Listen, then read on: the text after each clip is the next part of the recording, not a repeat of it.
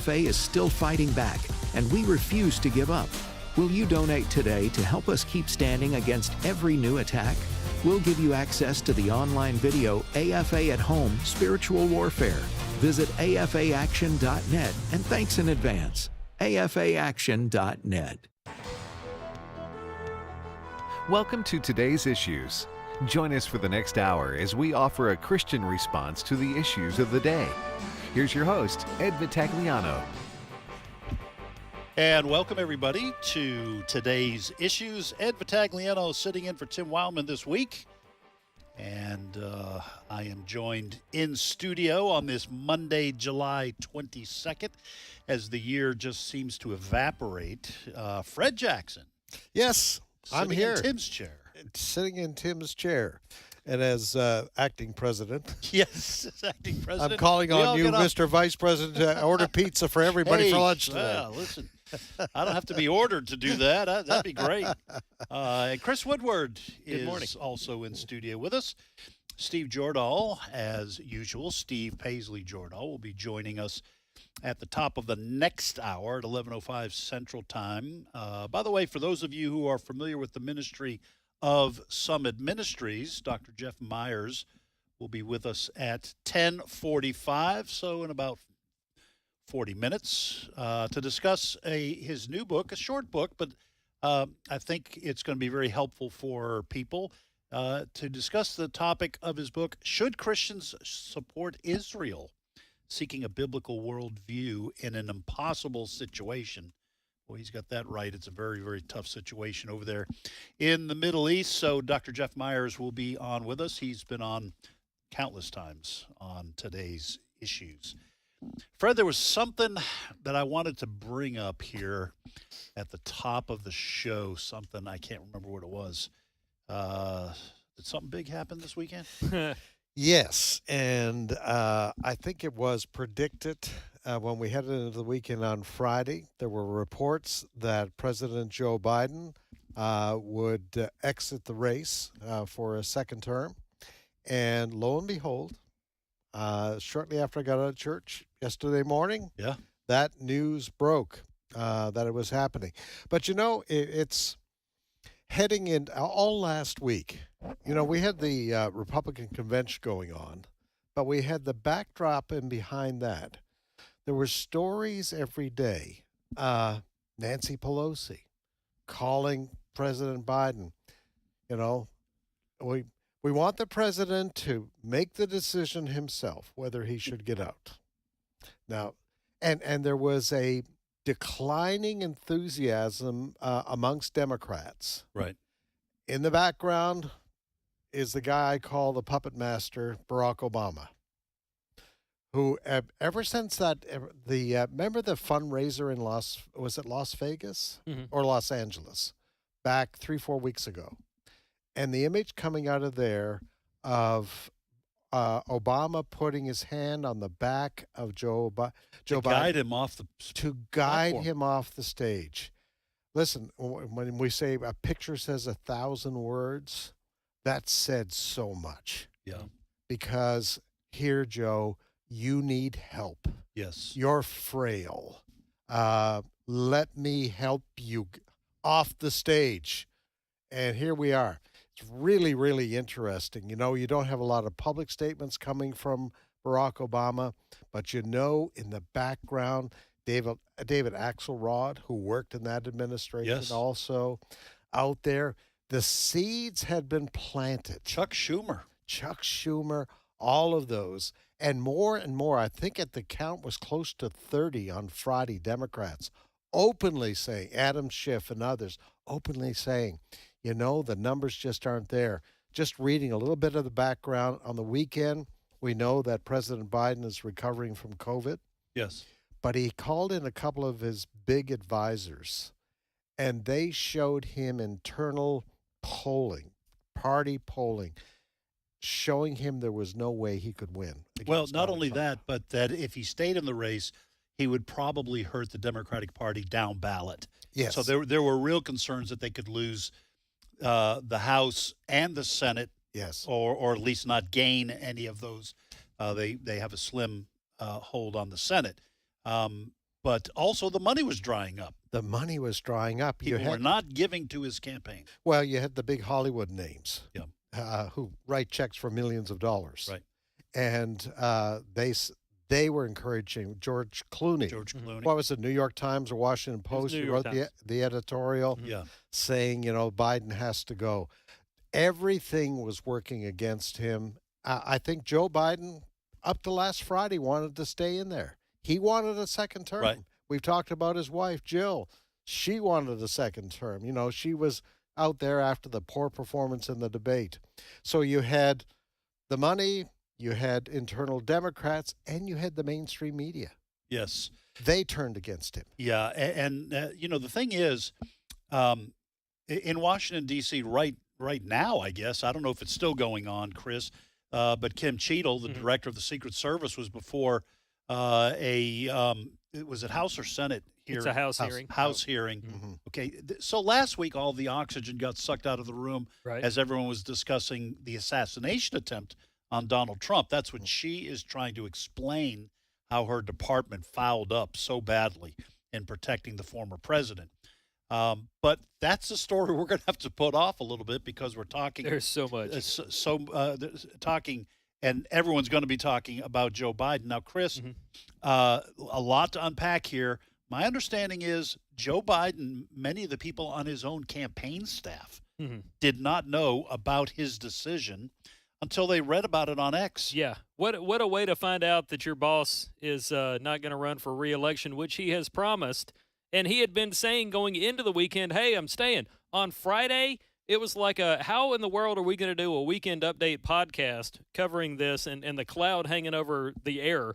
On Friday, Biden said, I'm going to be back out on the campaign trail on next week. Yeah. Which led people to believe, okay, he's obviously overcome COVID. He's going to head back from Delaware at some point. But then we kind of had it in the back of our mind that maybe on Sunday he would announce. There were predictions. There were predictions that he would step aside. I, of course, had said it's going to happen at 4:30 on a Friday when we're all about to walk out the door. So I was proven wrong. But Biden did formally announce that he was going to exit the campaign here. He's still going to be president, America, until January of next year, unless somebody says otherwise. I'll get to that in a second. Well, let me just say, we think he's going to be president. He's assuring everyone he's going to, fill out the rest of his term, but he was assuring everyone he was going to be back on the campaign trail this week, too. So we have heard a lot. Yeah, we have heard a lot from Joe Biden, which is the understatement of the century. And we heard a lot from him on this situation. By the way, I do want to make note of the fact, and I did see this on X yesterday, that I don't know whether this is irony or what, but Joe Biden announced that he was not going to seek the nomination of the Democratic Party on National Ice Cream Day. Of all days. Of all days. President Vanilla Ice Cream Cone said he was going to not run for re-election on National Ice Cream Day. All right, go ahead. So let's begin with this. It's a montage of people in media who just a few days ago were talking about how Biden clearly wasn't mentally fit. His health was in bad shape. He has COVID. He had a poor debate against Trump.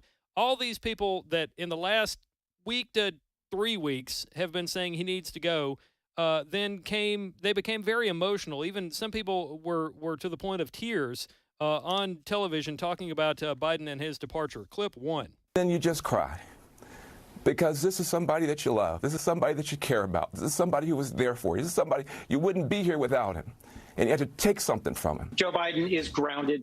He's grounded in his faith, in his family, and in our state. Excuse me. I'm sorry. This was a very difficult decision. There was very little indication from people close to him and many people in the campaign that this was what was about to happen. What a patriot. What an act of selfless devotion to your country.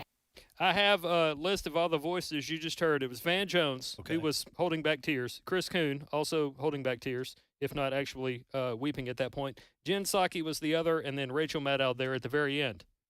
Well, Fred, listen, Joe Biden was in politics for the Democratic Party for 50 years. Longer than I've been alive. Okay, so I don't fault people for feeling bad at this moment. It is sad. that he was derailed by what is apparently, I don't know if it's officially going to be said as dementia or maybe Parkinson's or some sort of neurological disorder. Okay, I certainly don't fault people for feeling badly for him. Okay, the problem is all these people talking about how he's this, he's that, we love him. But really, he was knifed in the back by his own party. Yes. First of all, throughout the last 3.5 years, almost 4 years, he was clearly losing his mental capacity to do the job. Mm-hmm. And they all continued to defend him and claim that the emperor has clothes when they knew that he wasn't. So there is a sense in which all these people are the Roman senators who knifed Julius Caesar and then had nothing but good to say about him after he was dead. Yeah. Because they used him. Mm-hmm. Now, he used his party too. It seems like his wife, Jill Biden, used him to stay in power. They all used him and got rid of him when they didn't think he could be a stepping stone to victory in November. And so there's a sense when these are just kind of crocodile tears. Yeah, I think, if we go back several months, Jill Biden wanted a second term. They wanted a second term. In the background, what we didn't see publicly was a whole lot of very powerful Democrats. We don't want Joe. Right. We had the mainstream media who continued to support Joe Biden. And, Donald Trump was their demon. And they were still strongly against. And then came that debate on the 27th of June. That gave the Democrats, that gave the media an open door to say, okay, it's time for him to go. Because it was undeniable. It was undeniable. So they piled on. The stories from the Associated Press up to last Friday were all about that deplorable performance by Joe Biden. Right. All right. Having watched the AP celebrate Joe Biden for 3-4 years, and then all of a sudden after that debate, they turned against him. You knew the New York Times turned against him. The Washington Post turned against him. You knew that, his existence on the ballot had a shelf life. And so when the COVID, and some people, conspiracy theory, some people say he doesn't have COVID.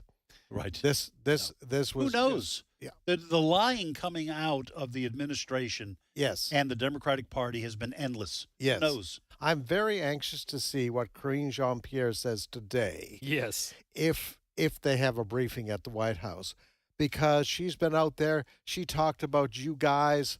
You're just creating snippets in video that make them look bad. She said it was false. It was fake. It was fake video, a lot of this stuff. Yeah. And she says, I deal with him every day. Yes. And I see him dealing with the crisis of the world every day. He's, just talk about his He's sharp. He's sharp, on everything. his game. So what does she say today? Do we have any of that audio? We have some. We have about 30 seconds of Karine Jean-Pierre talking about how awesome of a guy Joe Biden is. This is prior to Sunday's announced departure. Clip 7. I would put the president's stamina, president's wisdom, ability to get this done on behalf of the American people against anyone. Yeah, and I think you all have called this the cheap fakes video, and that's exactly what they are. They are cheap fakes video. They are done in bad faith. Is anyone in the White House hiding information about the president's health or his ability to do the job day to day? Absolutely not. Everything that he does day in and day out as it relates to delivering for the American people is a cognitive test.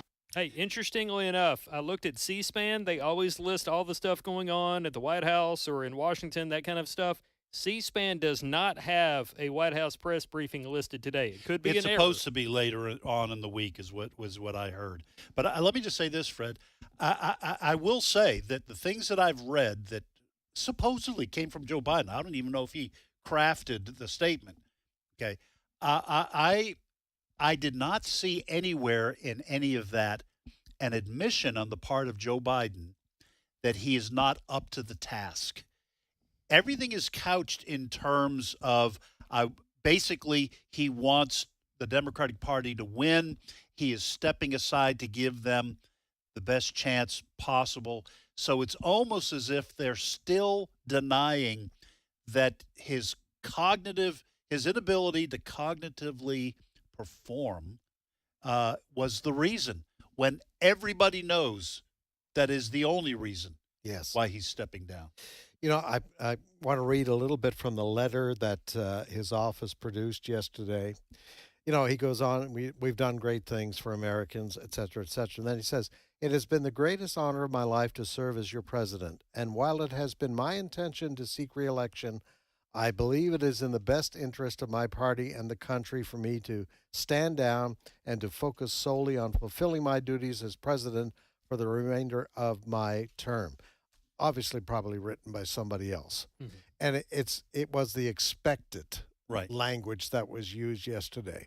You know, we played that little bit coming out of the Karine Jean-Pierre daily briefings. I knew something was changing too. I've watched these briefings now for 3.5 years. Yeah. Softball questions. What's your favorite ice cream? You know, and all that sort of thing. But since that debate, across the front, we're talking CBS, NBC, major newspapers.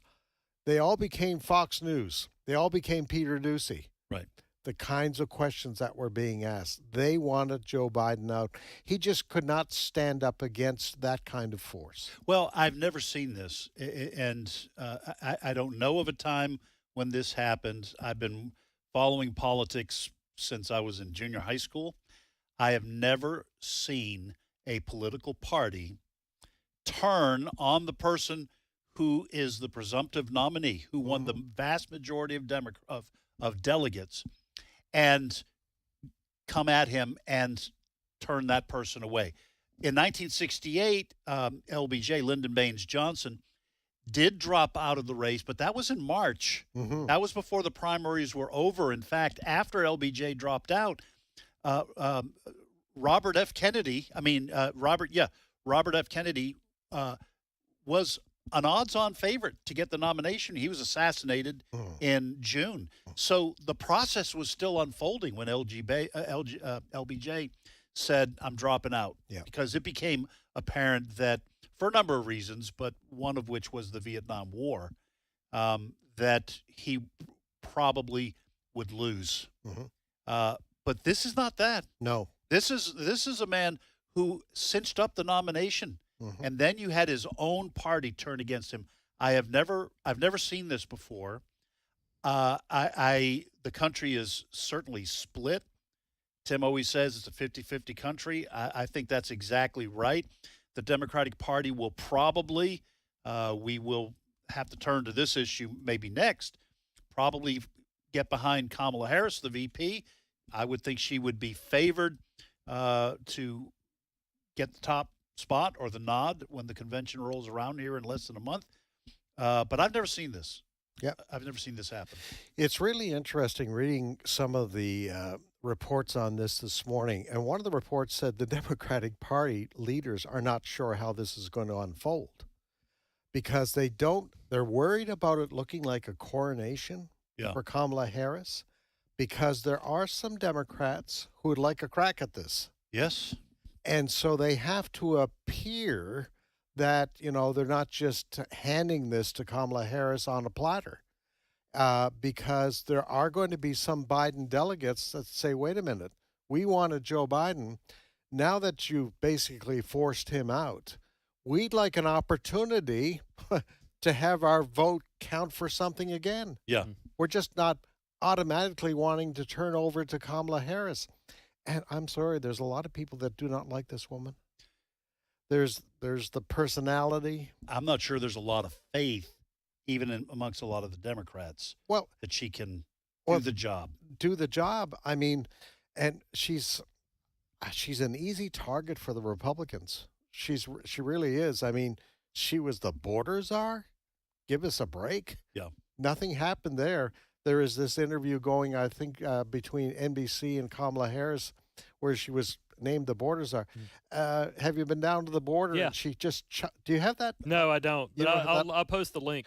But she was challenged by the NBC. You're the border czar, so Been to the border. have you been to the border? Well, I haven't been to Europe either. Yeah. It was she doesn't have a lot of credibility, and quite frankly, I think there was a streeter, we call him a streeter, Steve Ducey went out to the streets of New York this morning asking people. And, these were young African Americans who were talking to them about Joe Biden. There were females, there were just random. He was talking to people on the street. There was, I think 90% of the people who were interviewed do not like this woman. Yeah. They just, and some of them I'm sure were Democrats. The Democrats are still in a very bad situation this Listen, morning. there's already been early voting in some states. Yes. And I would guess that the vast majority of Democrats already cast their votes for Joe Biden. Yes. As far as I know, unless they try to twist the rules, those votes count. Yeah. And the people who cast those votes early can't claw them back. Yeah. No. There's no mechanism for saying, well, then if he's out, I want my vote, my ballot back. Right. Somebody will probably try to sue over that. I mean, you can sue over anything in this country. I don't like the color blue. Let's ban it. I mean, you can sue over silly things. So I would not be shocked if somebody said, hey, we should be able to try to force, I should be able to vote again because my guy's not in it, that kind of thing. I will say, talking about Democrats here, and I know he's running as an independent, but I do have a brief bit of audio of RFK on television saying Kamala has some explaining to do because she clearly knew Joe wasn't all there. And we want to hear more from her on that. Clip 4. Kamala has a lot of explaining to do because she was seeing the president every day. Yeah. And she was telling the American public again and again and again, he's completely he's completely capable of running the country. There's no signs of deterioration. There's no signs of cognitive impairment, and that clearly was not true. And I think that she has a vulnerability there, whoever she runs against. I'm sorry I jumped RFK by saying what he would say. I was so excited. I would say this, though. Listen, we all know why Joe Biden was forced to step aside. But what RFK said was he is implying that is the explanation. Listen, this puts Kamala Harris in an even worse position because nobody from the Biden campaign is saying he stepped away because he is cognitively impaired. So if Kamala is going to be asked, if she becomes the nominee, do you think Joe Biden is cognitively impaired? She's going to have to lie. She's going to have to lie and say, no, he's not. Because if she says, yes, he's cognitively impaired, and that's why he had to step aside, then everyone says, well, then what is he still doing in the White House? Yeah. Why is he going to be president until Inauguration Day in January? They are still stuck with all sorts of pathways from this spot, from this moment, and none of those paths are good ones for them. Well, it's going to be interesting to see what happens. I mean, a lot of people are saying that Biden didn't have a choice. He had to endorse her. She's his vice president. He didn't at first. When the statement was first released, was it almost a half then hour he had to later? Clarify. Yes. Then he came out and said. Yeah. But I don't think he had a choice. No. But I think there are camps within the Democratic Party say, we still don't have a winner here. Yeah. And I think you're going to see some other names that will float to the surface. Is it going to be governor of California?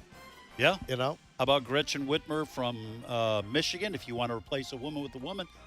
They are stuck because they have a woman who would be the first woman of color to be president.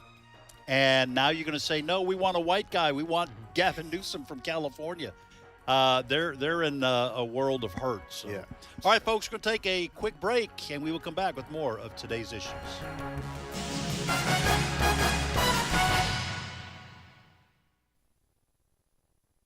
It's my turn.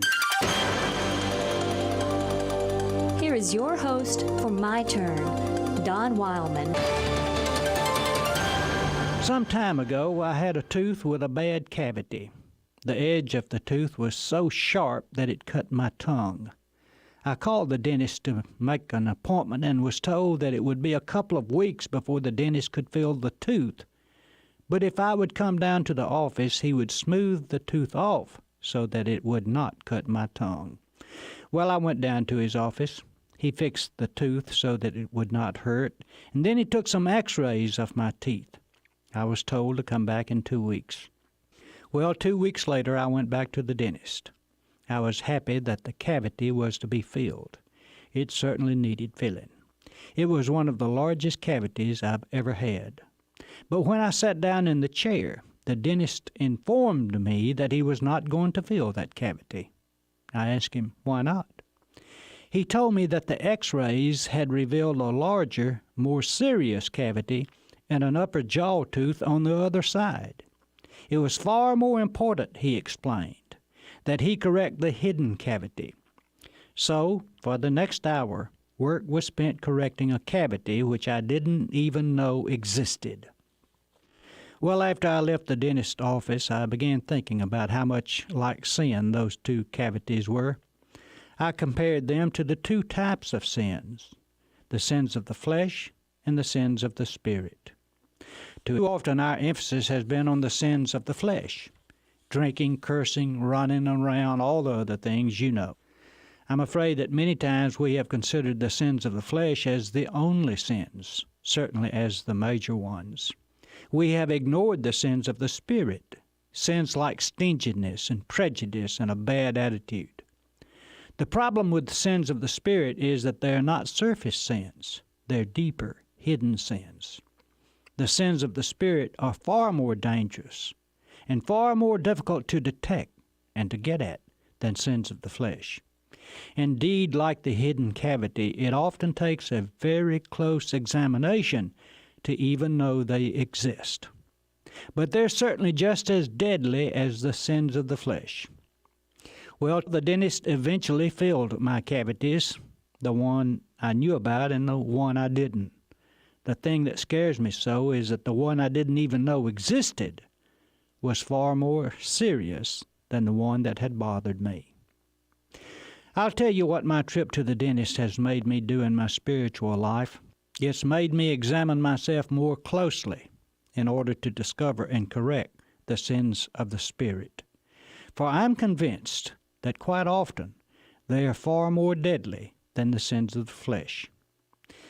And I don't want to have a decayed soul because of them. This has been My Turn with Don Wildman, a production of the American Family Association. When it comes to parenting, there can be a delicate balance between relationship and authority. That's especially true when parents don't understand that parenting has seasons. In the AFA Cultural Institute video, The Seasons of Parenting, expert John Rosemond walks us through those seasons to show how to properly lead our children in the way that honors God and benefits society. Become the parent God wants you to be. Get The Seasons of Parenting with John Rosemond when you visit resources.afa.net. You will seek me and find me when you seek me with all of your heart. Jeremiah 29:13. American Family Radio. This is today's issues. Email your comments to comments@afr.net.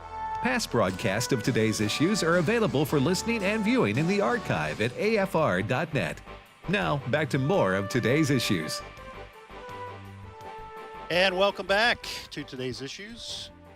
Ed Vitagliano sitting in for Tim Wildman this week. Joined in studio by Fred Jackson and Chris Woodward. Dr. Jeff Meyers, president of Summit Ministries, is on deck. He'll be joining us at 10:45. All right, Chris, when last we left our faithful listening audience, we were talking about who might be next now that Joe Biden has stepped down. Could it possibly be a Jewish person? It might be.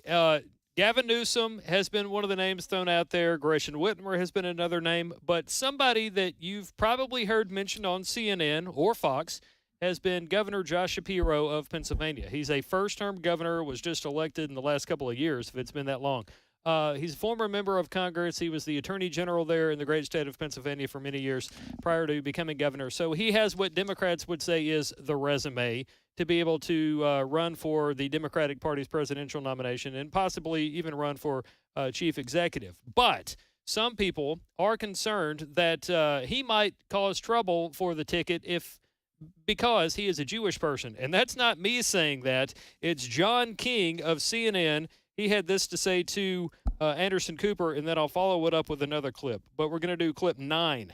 Pennsylvania's Governor Josh Shapiro is being discussed as one of Harris's potential running mates. He also endorsed her tonight. In your view, what are the pros and cons for putting him on the ticket? Well, he's certainly under consideration. I know that from key Harris allies. He's a first-term governor. He's Jewish. There could be some risks in putting him on the ticket, but certainly some of our voters here in Pennsylvania said, hey, we like Governor Shapiro. Give him a look. Now, in case you missed it. Why is he a risk, in the opinion? This was last night. Yes. Discussion. He is a risk in the minds of some Democratic voters because he's Jewish, and you have the ongoing war between Israel and Hamas, which, by the way, Israel is merely responding to a terrorist attack from an Arab terrorist group that we fund with our own tax dollars. But that's where he's coming from in terms of saying that Democrats would have issues with a Jewish man being on the ticket because he's Jewish. It sounds anti-Semitic. But I do have sound from this morning on Fox and Friends in which Ari Fleischer, a Jew, also threw out... Who was he, for our listeners, if they don't remember? Great question. Ari Fleischer was the press secretary in the beginning for President George W. Bush. Right. And so Ari Fleischer often comes on Fox to talk about political issues involving Republicans or Democrats, what have you, sometimes even Jewish issues. But here now is Ari Fleischer this morning also saying that he does not think Democrats will pick Shapiro because he's a Jew. Clip 10. Yeah, Josh Shapiro is a very popular governor of Pennsylvania. Even Republicans in Pennsylvania seem to like Josh Shapiro. He has a nice touch. But I'd be shocked, absolutely shocked, if the Democrats pick him. And you know why? And I'm sorry to say it as somebody who is religious myself, but because he's Jewish. That's so sad. I do not see the modern-day Democratic progressive woke party, especially under Kamala Harris, going for a Jewish candidate because it's going to cost them Michigan. Wow, that's a pretty bold statement. But Ari Fleischer and a lot of Jews in this country, including many Democrats, have seen something over the last year or two since the October attack, Hamas into Israel, have seen something maybe they did not ever expect to see again. And that is the clear hostility in Western democratic nations towards people simply because they're Jewish. Let me give you an example. Somebody I know who is visiting Boston. Mm-hmm. I asked them. I said, "Hey, do you think it's possible to find a MAGA hat on sale anywhere in Boston, Massachusetts?"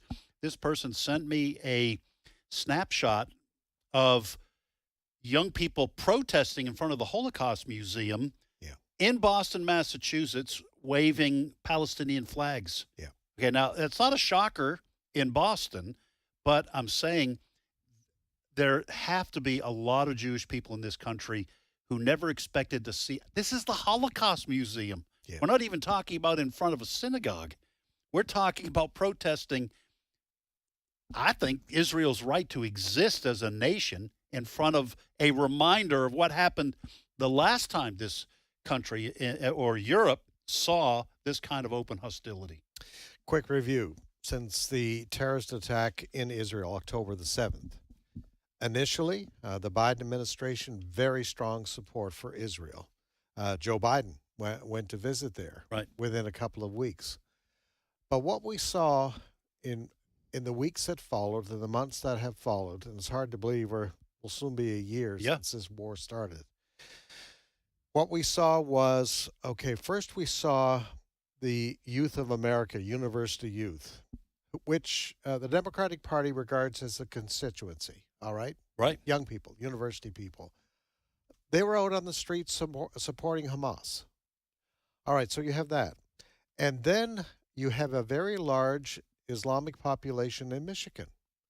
And what happened? You have a representative of that population in Michigan who is a Democrat, Rashida Tlaib, and she became very vocal about, Israel is being terrible in the way they're responding to this. And you had Muslims in Michigan openly saying, we voted for the Democratic Party all the way along, but we're not liking what we're seeing anymore. Right. And so you had that. And you had the rest of the squad come out in support for the Hamas. They said we're supporting Palestinians, but I'm sorry. They were saying they support Hamas. So you had the Democratic Party turning against Israel. And that is why I think you had Ari Fleischer saying this morning, given what has happened since October the 7th, since Hamas terrorists massacred more than 1,200 Israeli men, women, and children, we saw within the Democratic Party a very hostile attitude towards Israel. And that pressure got to Joe Biden. It did. It got to Joe Biden, and he was clearly pulling back. Remember, he was basically telling Benjamin Netanyahu, who is coming to address Congress tomorrow, right? Yes. All right. So it was telling Netanyahu, don't do this, don't do that. Don't use these kind of bombs. We won't send these kind of weapons. And it's exactly that pressure that bore its poisonous fruit in the Democratic Party that John King is saying and Ari Fleischer are saying that that kind of pressure within the Democratic Party could make Josh Shapiro, who's Jewish, a bad pick. Yes. That's another thing I never thought I'd see in the United States of America. Now, by the way, it does seem that a lot of people are presuming that Kamala Harris will be the pick. We've kind of kicked that around a little bit. But she may still pick Shapiro if she's the nominee.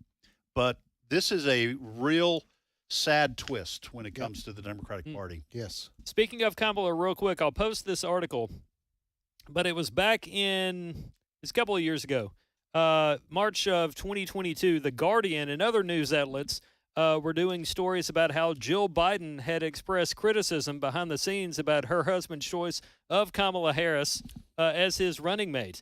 According to the speculative news report citing sources with knowledge of the situation, which always makes me giggle, Jill Biden criticized husband's choice of Kamala Harris. One of the reasons why is she said, why do we have to choose someone who attacked Joe? She was mean to him. And now they're possibly stuck with her.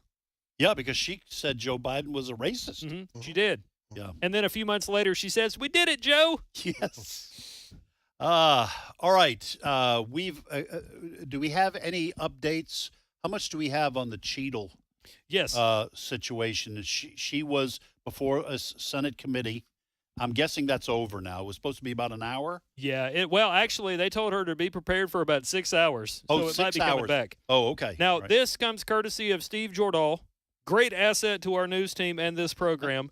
Steve cut this audio for us. It's Secret Service Director Kimberly Cheadle in some of her opening statements today. Clip 16. The assassination attempt of former President Donald Trump on July 13th is the most significant operational failure of the Secret Service in decades. The Secret Service's solemn mission is to protect our nation's leaders. On July 13th, we failed. As a director of the United States Secret Service, I take full responsibility for any security lapse of our agency. Now, she says that she's not leaving, and she was also quoted as saying she feels she is the best person for this job, but we also heard that from Joe Biden before he left. Well, Fred, listen, every time now somebody on the Democratic Party side of the aisle, okay, and she was, of course, selected by Joe Biden. She was a good friend of Jill Biden. Mm-hmm. She did have some experience in the Secret Service, but had left for the public sector for security. But she was a good friend of Jill Biden. She got the post. But every time I hear somebody on that side of the aisle say, oh, I'm not going anywhere, I think, well, we'll just give it a day. That might change. That's it exactly. And it just, the information that's coming out continues to question the viability of her staying in that post. I'll put it that way. We have some more audio out of this morning's hearing with her, and it comes from Democrat Jamie Raskin and also James Comer, the Republican from Kentucky. They both, Democrat and Republican, piled on to this lady about her, I'll say, alleged incompetence in her job. It's cut 15. It shouldn't take this much time or preparation, Director Cheadle, to tell the truth and to be transparent with the American people. And the bottom line is that under Director Cheadle's leadership, we question whether anyone is safe. Not President Biden, not the First Lady, not the White House, and certainly not the presidential candidates. Again, I do not believe Director Cheadle deserves to maintain her position as head of the Secret Service. Our job in Congress is not simply to marvel at miracles or count on good luck, but to act as public policy legislators to do whatever we can to prevent future political violence, attempted assassinations, and mass shootings. The chairman and I are thus determined to get to the bottom of the stunning security failures that enabled this 20-year-old lone gunman who borrowed his father's AR-15 to perpetrate a mass shooting and assassination attempt at an event protected by the Secret Service as well as state and local police. Well, we're going to continue to follow the testimony.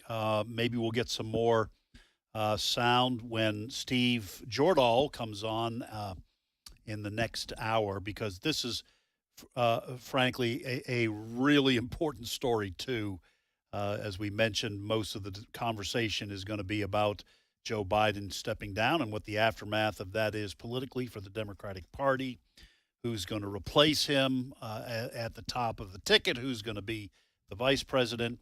But this is a critical story that is only getting overshadowed by the Biden story that occurred this weekend. So maybe even before the hour's over, we can, this hour, we can come back and revisit that. But in the meantime, we want to speak with a good friend of American Family Association and this show, someone who's been on many, many times on Today's Issues, Dr. Jeff Meyers, president of Summit Ministries. Jeff, welcome back to Today's Issues. Thank you, man. It's great to be with you. Hey, Jeff, I know you. We just now got you on the phone, so you probably were not listening earlier. We played a clip from last night on CNN where Anderson Cooper was talking with political reporter John King. They were talking about the potential, if Kamala Harris is at the top of the ticket following the convention for the Democrats this next month, who might Kamala Harris, for example, pick? Josh Shapiro was and is a name that's been kicked around, the governor of Pennsylvania. But I don't know if you heard this since last night, but John King and this morning Ari Fleischer, the former press secretary for George W. Bush, both said Shapiro might be a risk for the Democratic Party because he's Jewish. I found that kind of shocking, especially since the book we're going to be discussing with you, Should Christians Support Israel?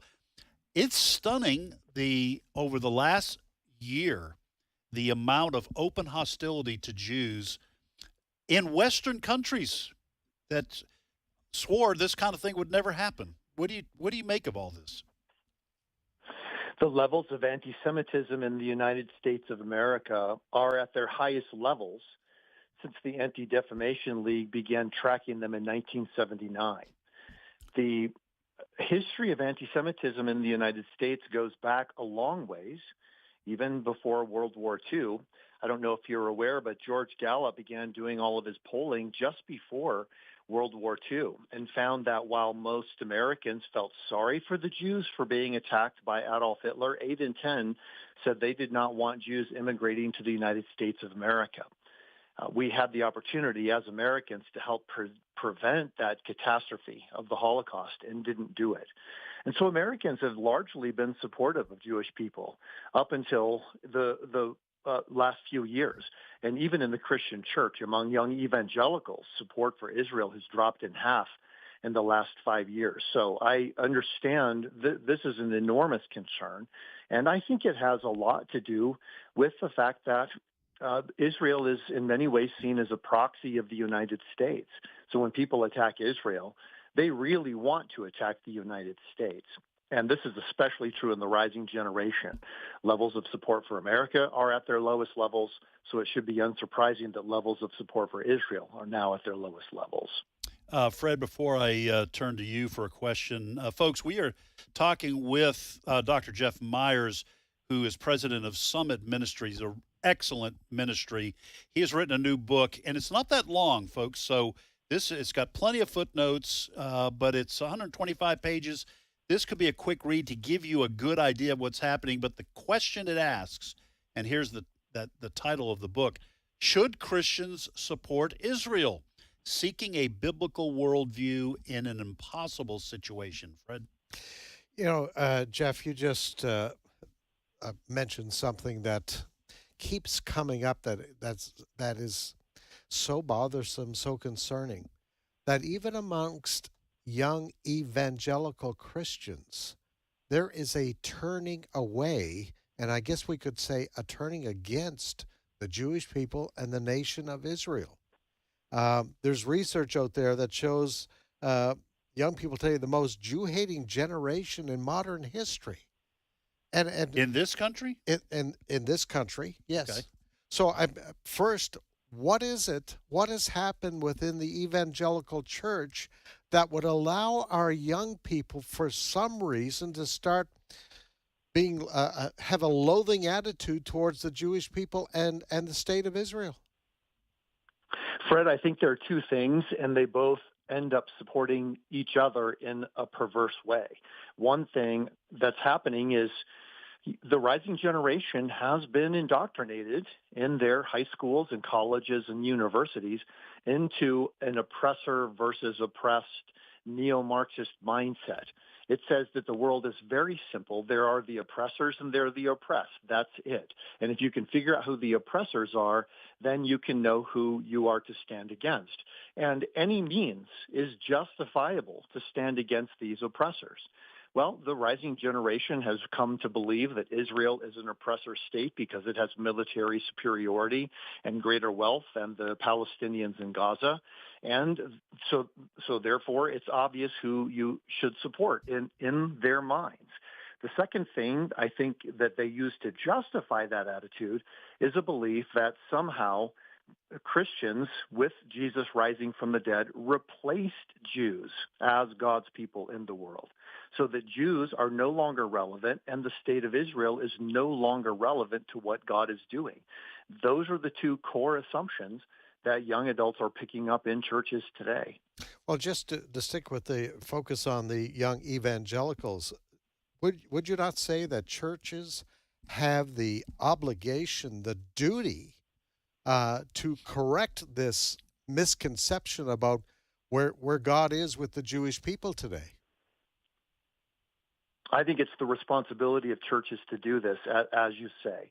And that's why I wrote the book, Should Christians Support Israel? I put it in there as a question rather than as a statement because I'm focused on helping Gen Z understand the truth. I want them to get the facts about God's plan for the Jewish people throughout history, as well as the facts about the nation of Israel and Jewish people. So I think one of my hopes for this book is that pastors will get it and distribute it to the people in their churches so they can come to a knowledge of the truth.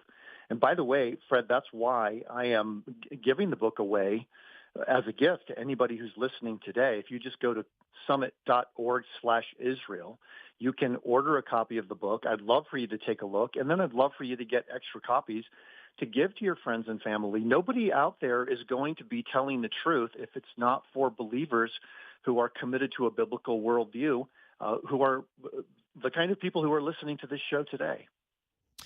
We're talking with Dr. Jeff Meyers, who's president of Summit Ministries. He's written a new book. Folks, it is not a long read. You don't have to worry about getting bogged down in politics or history. It is an easy read. It is up to date because it deals with the aftermath of the attack by Hamas into Israel. In fact, Dr. Meyers joined leaders who visited Israel 103 days after the attack. So get yourself a copy of this book. Last question, Jeff.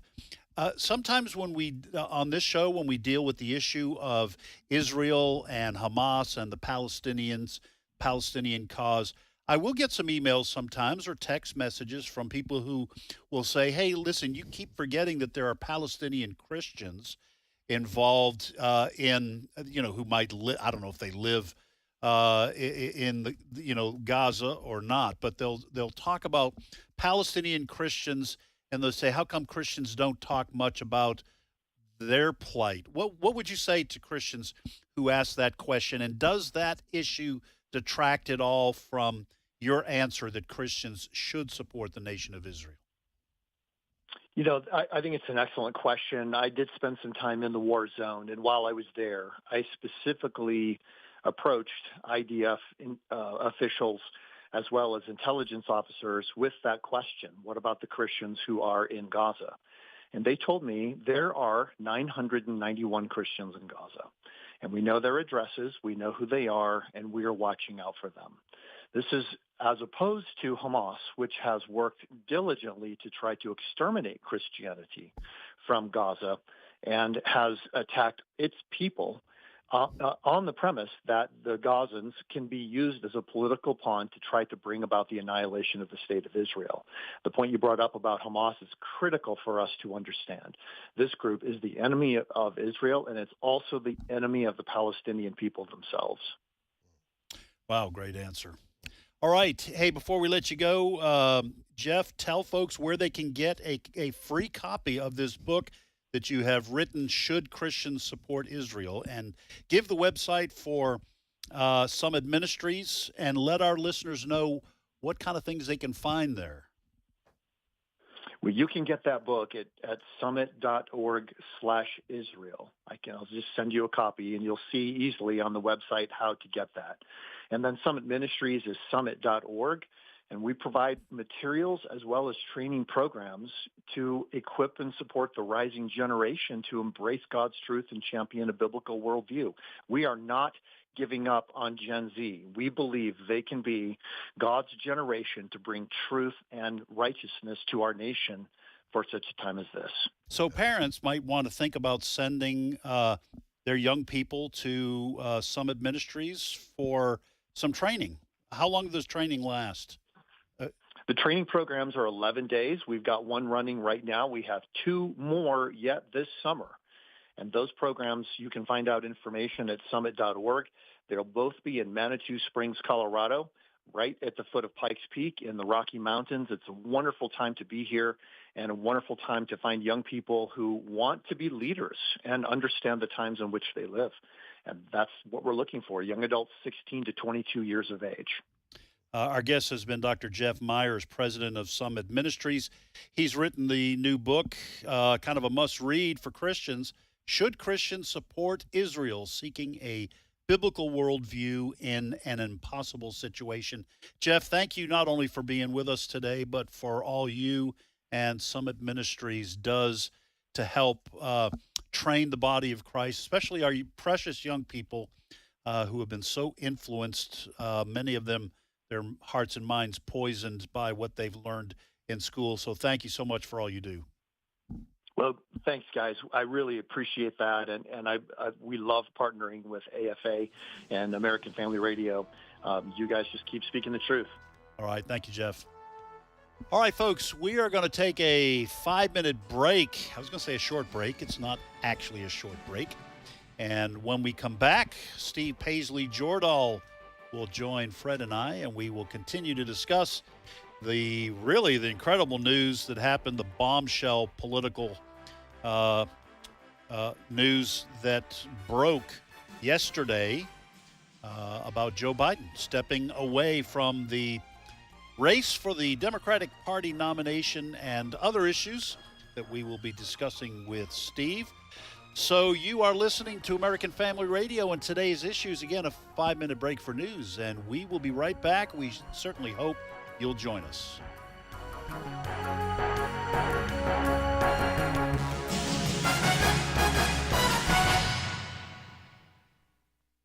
The views and opinions expressed in this broadcast may not necessarily reflect those of the American Family Association or American Family Radio. Faith, family, freedom. American Family Radio. Good evening, everyone. Coming up tonight in news, the well-known AFR app has been the talk of the town. That's right, Tammy. You can listen to live radio and music all in just one app. They say it's available for iPhone and Android users, Amazon Alexa, Roku, and the Amazon App Store. Tune in tonight at 9 for more. The AFR app. Download it today. This is American Family Radio, a listener-supported ministry of the American Family Association.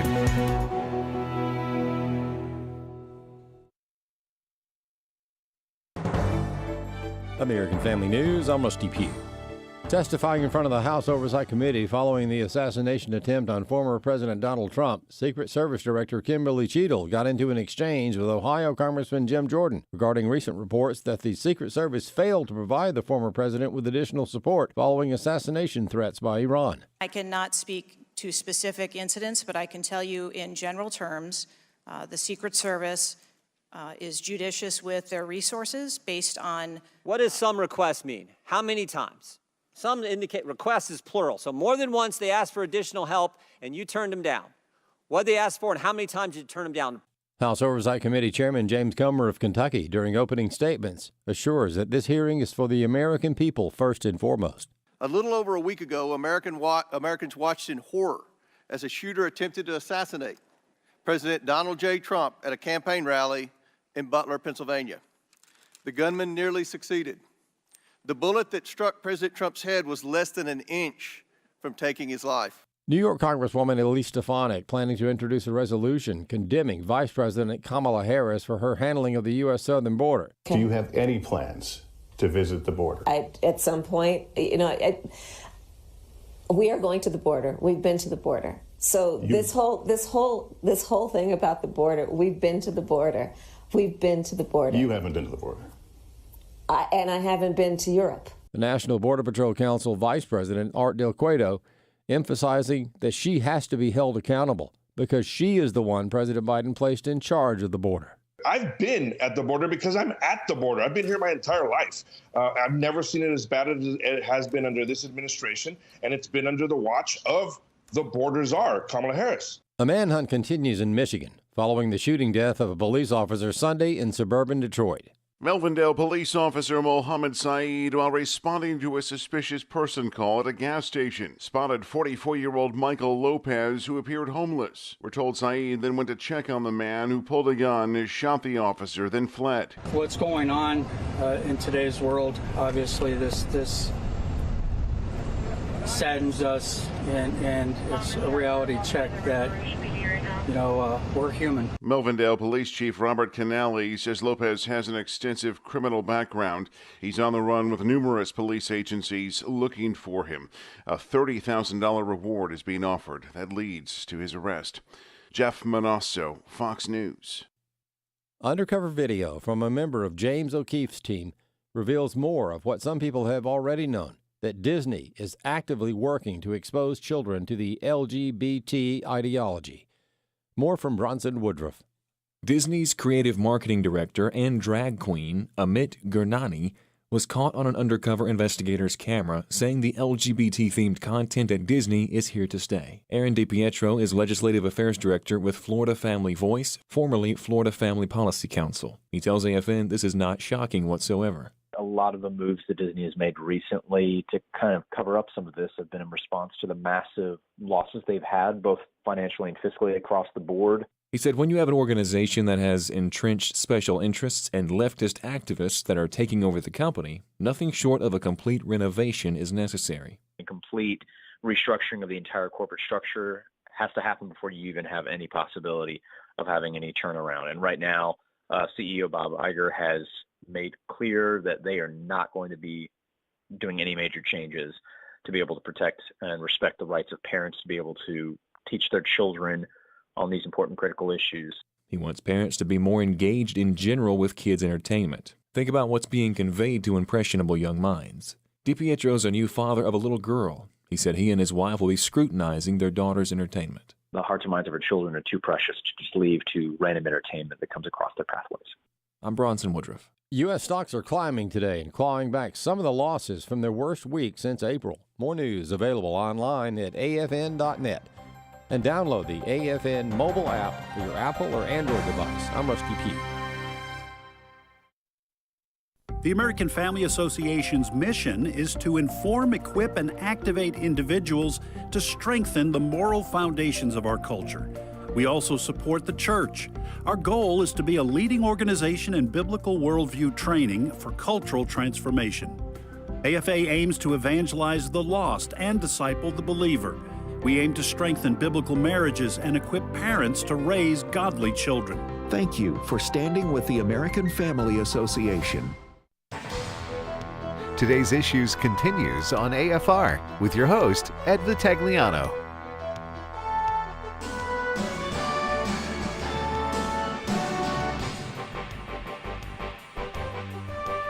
And welcome back to today's Issues. Ed Vitagliano sitting in for Tim Wildman this week. And I'm joined in studio by Fred Jackson. And joining us now, Steve Paisley-Jordahl. Morning. Good morning / good afternoon. We have some of our listeners in the Eastern time zone. It is now 12:05 there. But anyway, whatever. I took a nap this weekend. Anything happen? Anything happened? Listen, it sounds funny, but my wife and I this was after church, and we go over to Granny's house, my daughter-in-law's grandmother. Yeah. She has us over for dinner, that whole side of the family, every Sunday, just about, after church. And sitting down on the couch, and boom, this pops. This story breaks at Granny's house. I'm just telling you, it was not shocking. We all kind of expected it. We had heard. We were wondering, weren't we? The rumors that, people behind the scenes were saying this weekend he's going to drop out. But it surprised Steve. It surprised some of the members of Biden's own campaign team. They found out on Twitter. Yeah. So I've been doing this for, 24 to 5 years. You've been doing this for longer. Fred, have you ever been through 2 weeks like this in the news business? Never. And I don't think in the history of the United States we have been through a presidential campaign, an attempted assassination on the head of the Republican ticket, a failing in health head of the ticket on the Democrat side. They turn against the debate performance. Yes. I've never seen anything like that. I mean, I actually felt sorry for Joe Biden that night. Yeah. When I was watching this, I said, this poor man, he shouldn't be there. He was being used. That's why I felt bad for him. I felt sorry for him. But the flip side of that was he, with the encouragement, as we've talked about before with his wife, wanted another run at this. But because of the bad performance, the world piled on to him. I will say this. I have never seen that abrupt a change in someone's political fortunes on the basis of one debate. Yeah. Oh, yes. I mean, I've never seen that. It was pretty bad. Yeah. Fred will know about this, but in the newsroom, when there's something that breaks like a 9/11 or something, there's a energy that comes into a newsroom. You kind of, all of a sudden, time, adrenaline, Yeah. You're just, well, it is, and time kind of slows down a little bit, and you're just doing, you look up and it's, maybe it speeds up. You look up and it's nighttime, and you're just immersed in it. Right. I'm learning that adrenaline has its limits. Yes, because of all that's going on. Oh, my gosh. Well, there's just so much going on, and the story isn't over yet. Right. I mean, there's so much going on in the background. There's the war still going on between Israel and Hamas terrorists. That's been shoved. I don't even say in the closet, but it's under the bed right now. Right. Well, a lot of people don't realize that in the last 3 days, Israel struck the Houthi rebels. Yes, and basically burned down the city of a port. These are stories that are going on that normally would make headlines, but they've been shoved aside because of what's happening here. While we're not paying attention, the rapture. Yeah. Well, I hope that. Steve, I will not be here for that. I hope there's nobody left in the newsroom. That's right. After that happens. Oh, my gosh. So I have been spending the last hour watching this hearing. I know you guys cover a little bit of the opening of it and everything.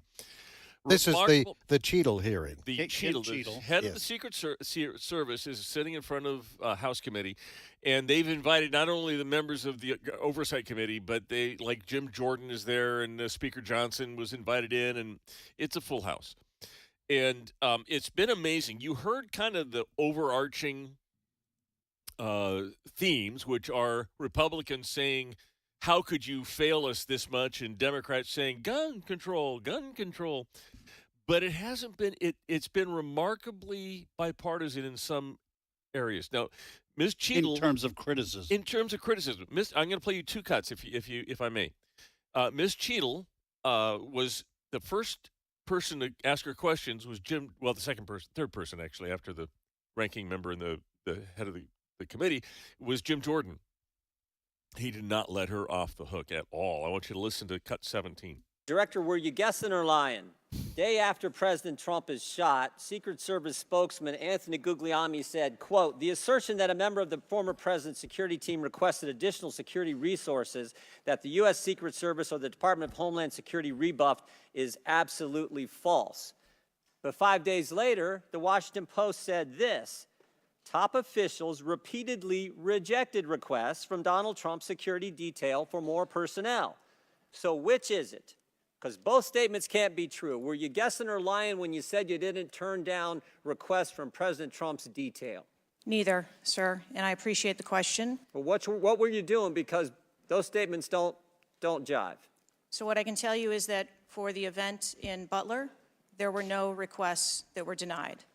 As far as requests... Well, maybe they got tired of asking. Maybe you turned them down so darn much, they said, not worth asking. How many times did you turn them down ahead of that?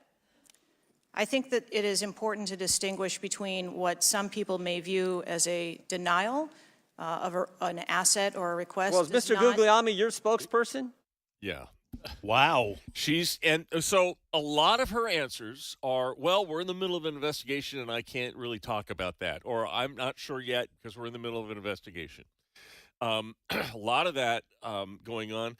From the Democrats, there was a lot of gun control. In fact, it was really funny because one member, and I didn't get his name, but one member asked a question. I'm sure he expected the standard Democrat answer, easy peasy, right? He said, does having a whole bunch of AR-15s out on the street make your job harder or easier? Brother. To which Cheadle said, we're always looking at the threat assessment. That's not what I asked you. Harder or easier? Oh, he wanted to press her on that. Yeah, he wanted an answer. He wanted an easy gun control answer, and she did not give it to him. You should have seen him. He was flustered. I thought you were a Democrat appointee. How can you not know the answer to this question? Okay, this may never happen again in the history of this program, but I want to give props to Alexandria Ocasio-Cortez. Steve, this could be a firing offense. I'd be careful. It might be. Be very careful. It might be.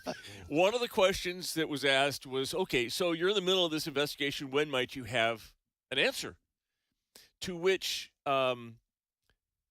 she wasn't sure, and the chairman of the committee, Comer, kind of pressed her on it. I want you to hear her answer and then AOC's answer at cut 18. I can tell you on our mission assurance internal investigation, we are targeting to have that completed within 60 days. There's also an external investigation that is going to be taking place. There are a number of Office of Inspector General investigations as well. Director Cheadle, respectfully, what you had just laid out about 60 days. We are currently in the midst of an especially concentrated presidential campaign in the moment. That is also paired with, of course, elections happening across the country that are happening in about 100 days. So the notion of a report coming out in 60 days when the threat environment is so high in the United States, irrespective of party, is not acceptable. There need to be answers. This is not a moment of theater. We have to make policy decisions, and we have to make them now. We do. And that may be and that may require legislation. That may require policy that we must pass in the immediate term. And without that, we are flying blind. So the lack of answers and the lack of report is just simply not something that we can accept here. So, and that was. I'm with you. That's a good answer. That's a good response. There were a number of Democrats that pressed her on this. A number of Democrats that said, you need to step down and be fired. A number of Democrats that just were not buying her answer at all. So it was a pretty bipartisan hearing. Pretty remarkable. Fred, I will say that, and I find myself, I'm questioning my own sanity here, but like Steve, I'm giving a thumbs up to AOC because, I mean, we just recently had Robert F. Kennedy Jr. Get Secret Service protection. It took an assassination attempt. He's been requesting it and not receiving it. He finally got some. I agree with AOC. If Cheadle cannot figure out what went wrong in Pennsylvania, this assassination attempt, with clear missteps by the Secret Service, just it's like in football, blown coverage. Okay, not having snipers up on the roof where the assassin was, or not, all those things we talked about all last week. If she can't figure out what went wrong, and it so that she can prevent it from happening again, whether it's the Trump or whoever is on the Democratic side or RFK Jr. or whatever, she needs to go, because this is it may not be dereliction of duty, but it's certainly incompetence on her part. Let me draw a comparison between the reaction to the Trump-Biden debate and what happened in the assassination attempt. The performance by Joe Biden was so bad, even the people who normally support him had to admit it. Right. It was on display for the whole world to see. It wasn't a matter of, well, the Republicans interpreted it that way. Nobody said Joe Biden had a good night. Right. Nobody Including did. Joe Biden. Including Joe Biden. Then on this side, the reporting on what happened there at that rally just over a week ago, the reporting has been so good. The pictures, so many people have this instrument in their hands now. Their cell phone. Their cell phone. The videos that have come out of the young man, Crooks. Crooks. Yes. Matthew Crooks. Who carried out the attempted assassination, showing him walking around the building. Now we've seen videos. We've seen videos of him crawling on that roof. We have reports now of the local police department. There was a police officer, took the foot of another police officer to lift him up, and they saw him, and the crooks pointed the weapon at him. There's been so much good reporting. There were videos of people saying, hey, there's a guy on the roof. We hear them. There's a guy over there. Minutes yes. before the shots rang out. Yeah. Exactly. So the reporting has been so good, so clear on that. It is hard for Ms. Cheadle to say we need 60 days to figure out what went wrong. Here's what went wrong. Yeah. You had a facility within 130 yards of where President Trump was speaking, and you did not think to cover that off. Right. The initial reporting was saying there were police inside the building. Yes. Give me a break. So people were seeing this guy crawling on the roof. He had a weapon. The only question is, why weren't the snipers told, get this guy down right now? Right. That's the only question. And we don't need 60 days to discover this. Listen, I understand that in politics, Steve, when you appear before an oversight committee like Kim Cheadle is doing, it's still going on, right? It is. Okay. When you appear before that, part of your job is to deflect. I understand that. It is to maybe cover, obfuscate, deflect, point the finger at somebody else. I understand that's the way things go in Washington, D.C. That is the way things go. I don't think that's the way it's supposed to go, though. No, yeah. I think people want answers. So even though I understand what she's doing, this is such a serious subject. This isn't talking about the Biden administration's green approach to electric vehicles, right? Things that we're going to be discussing for the next 7-8 years. This is about, as AOC said, as Alexandria Ocasio-Cortez said, We're talking about the fact that public figures running for president could be in danger going forward of another assassination attempt. What are you doing about it? And she's saying, we're going to take 60 days to got to give it a tough look. Yeah.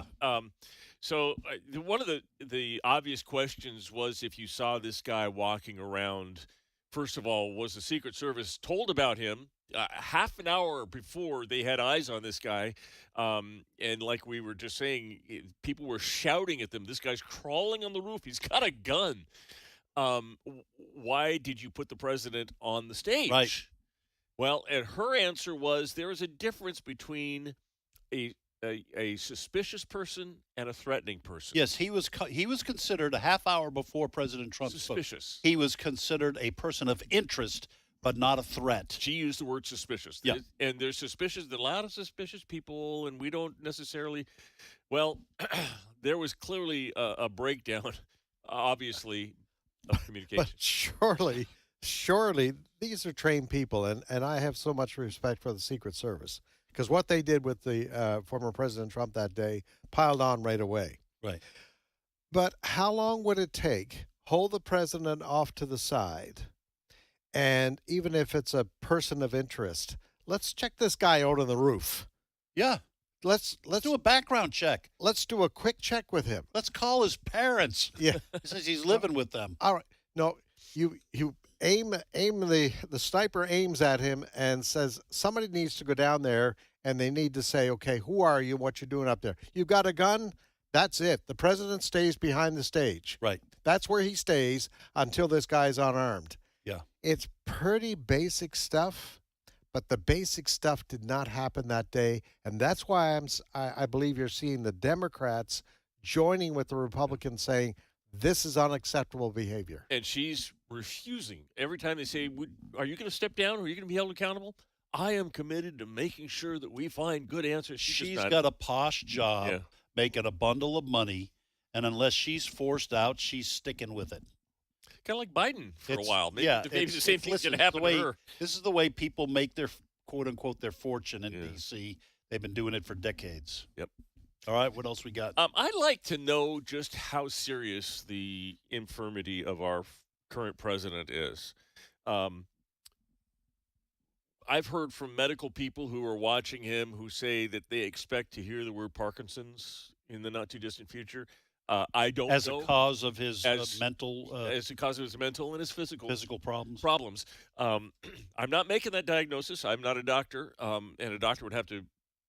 So why do you people that I know and that I trust say these are the signs? Okay. And your gait gets stiff like that when your jaw is slack open, kind of suddenly too. Yeah, relatively sudden. And when you can't put thoughts together, that's classic signs of Parkinson's disease. And what made me kind of wonder about how bad this was. Now you guys have heard this clip, and you might have a different thought about it, but this is. CBS, I believe it is, reporting on what Joe Biden's brother said. Is it Fred? What's his brother's name? What? No, that's his name. John? Yeah, it'll come to me in a second. All right. But I want you to listen. Matt? Steve? All right, I'm looking it up. Yeah. Listen to cut 14. Something stood out at me here. Here's what he told us. He said, I'm incredibly proud of my brother. Selfishly, I will have him back to enjoy whatever time we have left. He is a genuine hero. I'm sorry. Whatever time we have left? Okay, so you're saying that Jim Biden. Jim? That was Jim Biden. Jim Biden. Okay. That they were talking about. All right. I was Samsonite. I was way off. Never mind. It's an old joke. Okay, so whatever time we have left. Okay, so are you saying that some people are questioning whether that is a comment by Joe Biden's brother Jim in reference to the fact that he may have some debilitating disease rather than the fact that they're both up there in age? That's what you say when your spouse is diagnosed with stage 4 cancer. And they decide not to treat it anymore. You say, we're bringing him home. We're going to enjoy whatever time we have left.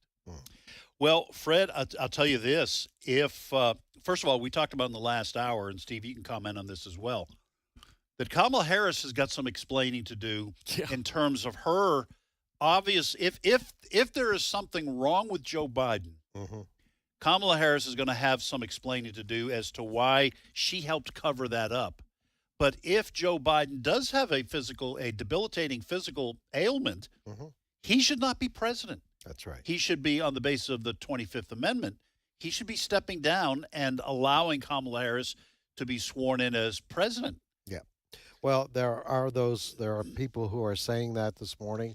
They are saying that if he is stepping aside because he does not have the mental capacity to continue in a second term, well, if he's at that stage now, we should not allow him to still be in the most powerful political position in the world for the next 4 or 5 months.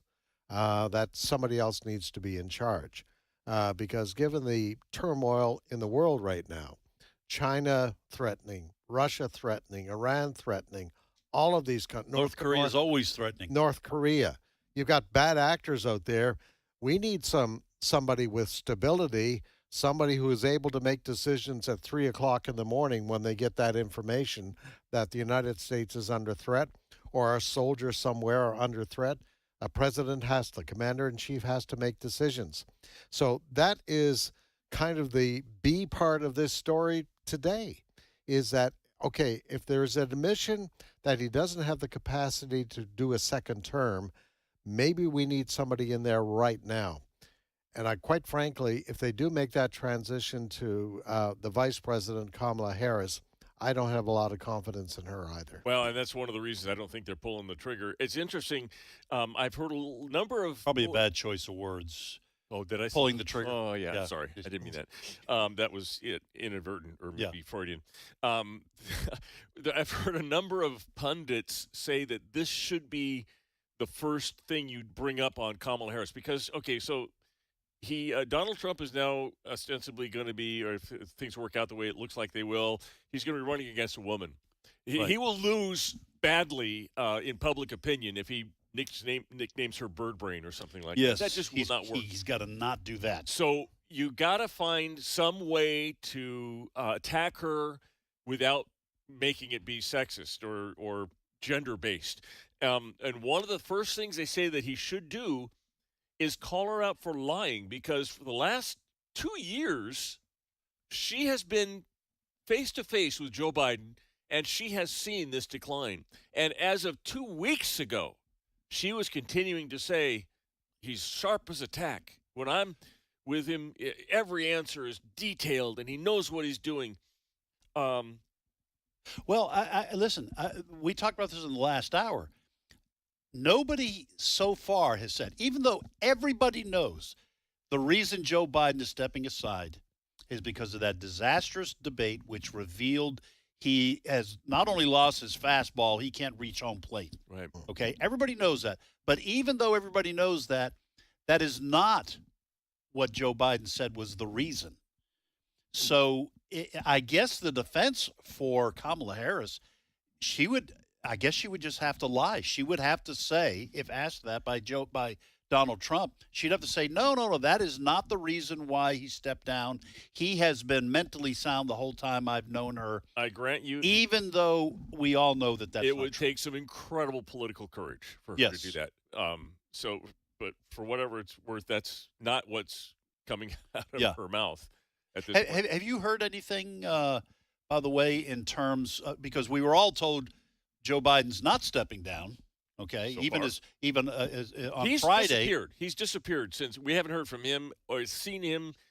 He's gone back down into his basement since the letter came out. Is there anything behind the scenes to indicate that Joe Biden might be forced to step down as president? I have not heard anything at this point. Okay, all right. Well, listen, like we've been talking about, I don't make any predictions anymore. No. It's hard to figure out what's going to happen next in the United States of America. It's chaos, people. Chaos. All right, that's all the time we have for this edition of Today's Issues. By the way, there is more great programming directly ahead on American Family Radio. A lot of great programming. to listen to throughout the day. You can catch the podcast of this show. It was so brilliant. You can listen to it as many times as you want by going to afr.net, checking out podcasts, drop-down menu, and scroll down. Hey, Lord willing, we'll see you again tomorrow for this program. God bless.